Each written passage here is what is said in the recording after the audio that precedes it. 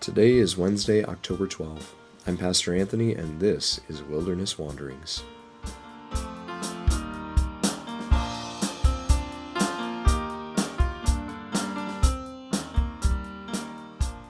Today our text comes from Psalm 113. Who is like the Lord our God, the one who sits enthroned on high, who stoops down to look on the heavens and the earth? He raises the poor from the dust, and lifts the needy from the ash heap.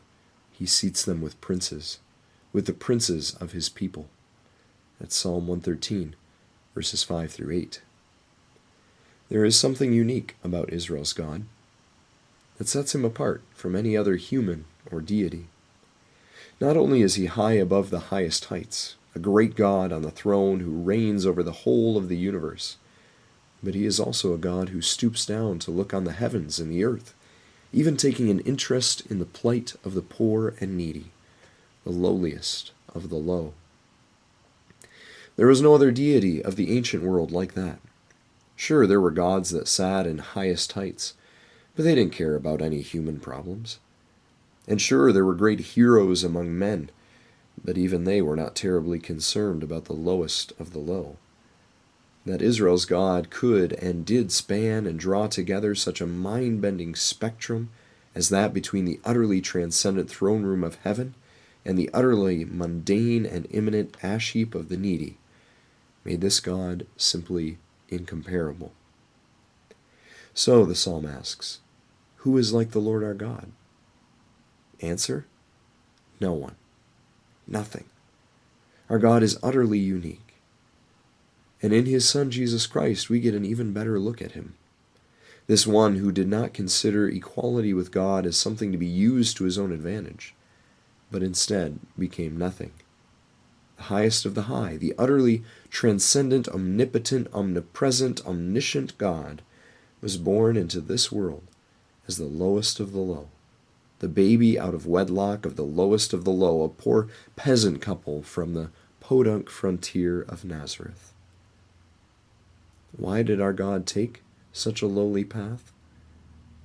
So that he could raise us up to the highest heights with him. That's why. It was Israel who was first brought up from their poverty and need in Egypt. They were set free and made into a people. And with Jesus, we too have been raised up. We have not been given an earthly place, but a heavenly place, next to the Prince of Peace, who has become our brother. Of course, God still does this work of justice and of salvation in 1,000 other ways too. He really does rescue the poor and lifts them up. He really does still rescue the needy of our world from the ash heaps. Sometimes he even invites us into that work, to join him, our Prince, into the places where he is still today, spanning the gap between the highest heights and the lowest lows. Our God still sees. He still acts.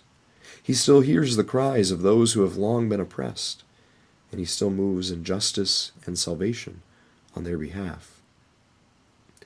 We are never to think that we are too high not to stoop down low, nor are we ever to think that we are too low not to be lifted up back high. Our God is in both places and meets us in each, rescuing us and also inviting us to join him in his work of bringing justice, grace, and mercy to others, too. Praise the Lord for his great work that continues even today. Praise the Lord, for there is no one else like him. And as you journey on, go with his blessing, too. May the peace of the Lord Christ go with you, wherever he may send you. May he guide you through the wilderness, protect you through the storm. May he bring you home rejoicing at the wonders he has shown you. May he bring you home rejoicing once again into our doors.